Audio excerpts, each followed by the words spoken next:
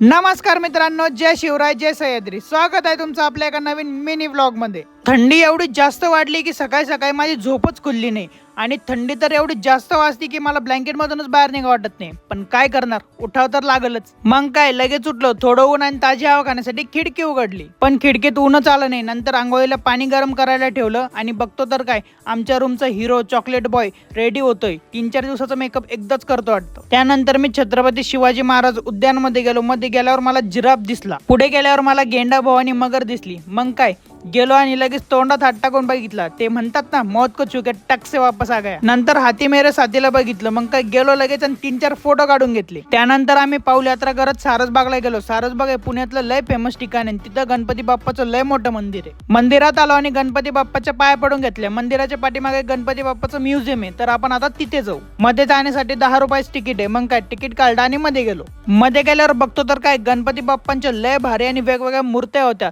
तुम्हाला सगळं दाखवतो. त्यासाठी ब्लॉग विदाउट स्किप करता कंटिन्यू बघा.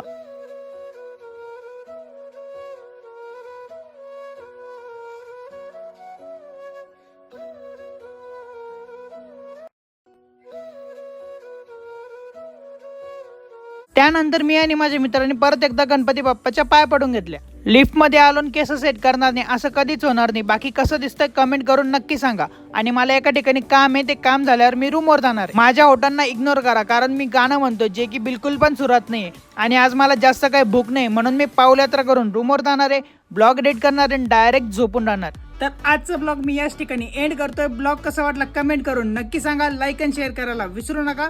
भेटूया उद्याच्या ब्लॉग मध्ये.